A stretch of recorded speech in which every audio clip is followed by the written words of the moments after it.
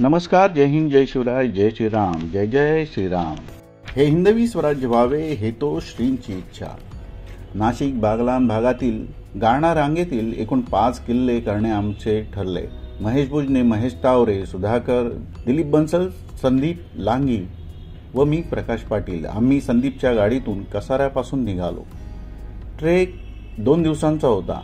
आधीच्या दिवशी डेरमाळ आणि पिसोळ हे किल्ले पूर्ण केले होते. गाळणा किल्ल्याच्या पायथ्याशी असलेल्या नाथपंथीय गोरखनाथ शिवपंचायतन मंदिरातील निवासस्थानामध्ये आम्ही आश्रय घेतला होता. पहाटे लवकरच उठून देवदर्शन करून गाळणा किल्ला पाहण्यास निघालो. हे मंदिर खूपच सुंदर व येथील व्यवस्था फारच छान आहे. आज आम्ही गाळणा किल्ला, कंकराळा किल्ला हे 2 डोंगरी किल्ले करून पुढे मालेगावच्या भुईकोट किल्ल्याकडे जाणार आहोत. म्हणून ठराविक वेळेत आम्हाला गाळणा किल्ला पूर्ण करणे होते. हा किल्ला यादवकालीन असावा. या किल्ल्याची बांधणी देवगिरीशी मिळती जुळती आहे. हा संशोधनाचा विषय आहे.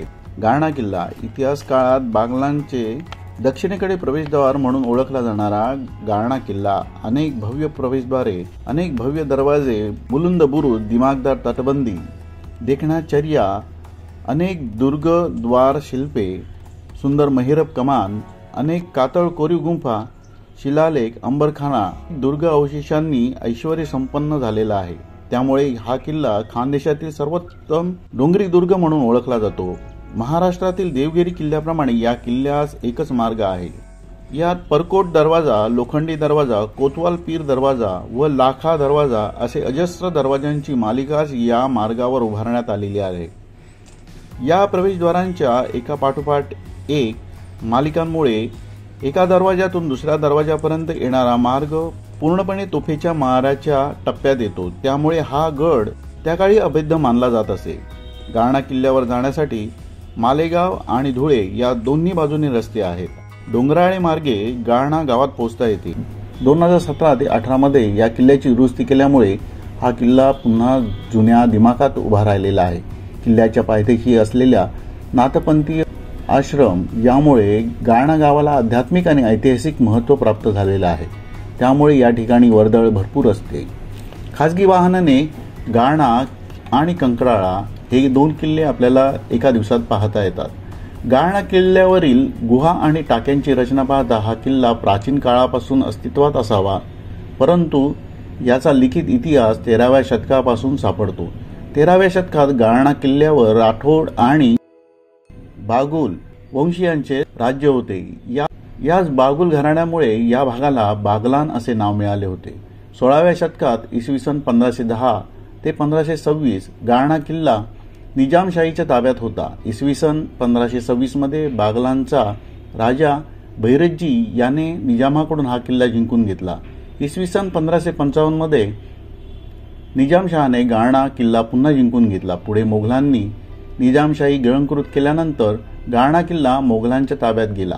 इसवी सन 1752 मध्ये भालकीचा तह झाला आणि त्यावेळी हा किल्ला मराठ्यांच्या ताब्यात आला. त्यानंतर हा किल्ला होळकरांच्या ताब्यात होता.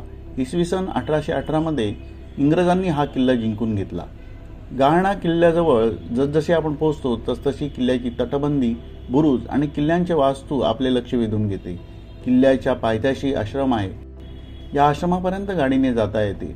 आश्रमाच्या बाजूने पायऱ्यांचा मार्ग किल्ल्यावर जातो. काही पायऱ्या चढल्यावरच डाव्या बाजूला कातळात कोरलेली 2 भली मोठी टाकी आपल्याला दिसतात. पुढे 10 मिनिटातच आपण किल्ल्याच्या पहिल्या प्रवेशद्वारापाशी पोहोचतो. परकोट या नावाने या प्रवेशद्वाराचे नाव आहे. प्रवेशद्वाराच्या बाजूला पडक्या तटबंदीचे अवशेष आहेत. या दरवाजाच्या आतील बाजूस पहारेकरांच्या देवड्या देखील आहेत. प्रवेशद्वारातून आत शिरल्यावर थोड्या पायऱ्या चढून गेल्यावर आपल्याला गडाच्या दुसऱ्या प्रवेशद्वारापाशी आपण पोहोचतो. या प्रवेशद्वाराला लोखंडी दरवाजा असे म्हटले जाते. या प्रवेशद्वाराच्या उजव्या बाजूस असलेल्या भव्य बुरुजावरून 2 शरभ शिल्पे आपल्याला दिसतात. प्रवेशद्वारांच्या कमानीवरून फारसी शिलालेख आपल्याला कोरलेला दिसतो. यातील पायऱ्यांची वाट 3ऱ्या दरवाजाकडे जाते, तर डाव्या बाजूची वाट दिंडी दरवाजाकडे जाते. या वाटेवर उजव्या बाजूस तटबंदीचे व एक शरभ शिल्प आपल्याला दिसते. इथून पुढे परकोटीत येण्यासाठी या दरवाजेची निर्मिती करण्यात आली असावी.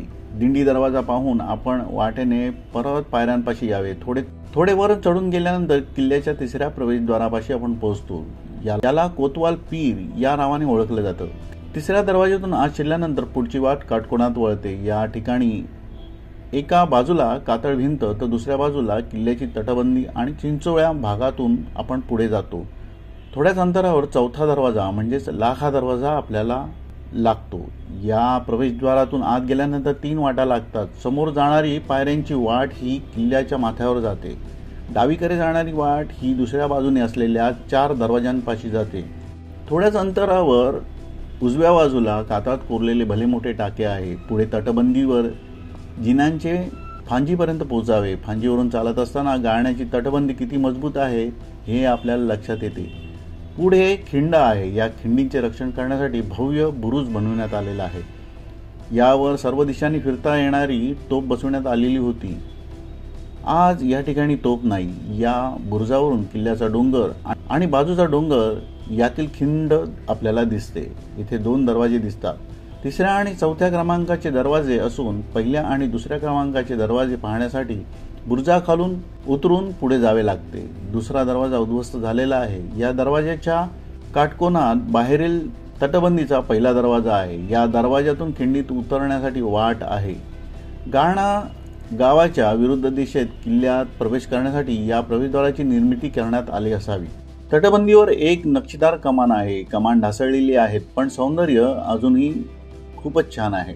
तटबंदीवरून पुढे चालत गेल्यानंतर सज्जापाशी आपण पोहोचतो. हाच तो सज्जा जो खालून आपल्याला लक्ष वेधून घेतो. इथून किल्ल्याचे 4ही दरवाजे आणि दूरवरचा प्रदेश आपल्याला सहज पाहता येतो. इथून पुढे गेल्यावर डावीकडच्या कातळामध्ये गुहा कोरलेल्या दिसतात. ही कोरडी पडलेली पाण्याची टाकी आहे. यापैकी शेवटच्या गुहेत शंकराची पिंड, गणपती, हनुमान आणि काही मूर्त्या आहेत. गुहेच्या वरच्या बाजूस कातळावर कळसासारखे कोरीवकाम करण्यात आलेले आहे. या गुहेसमोरील तटबंदीवर येथे शरपशिल्पे आपल्याला पाहावयास मिळतात. पुढे चालत गेल्यावर तुटलेला बुरुज आणि बुरुजाच्या तळामध्ये चोर दरवाजा देखील आहे. बुरुज ढासळल्यामुळे वरूनच तो दरवाजा आपल्याला पाहायलाच मिळतो. पाण्याची टाके आपल्याला दिसते. हे सर्व पाहून झाल्यानंतर मशिदीपाशी आहे. मशिदीसमोर एक कोठार आहे. यात काही कमानी आहेत तसेच उद्ध्वस्त वास्तू देखील आहेत. पुढे गेल्यानंतर एका उद्ध्वस्त वाड्याचा चौथरा आहे. या चौथऱ्यावर 2 कमळ शिल्पे कोरलेली आहेत.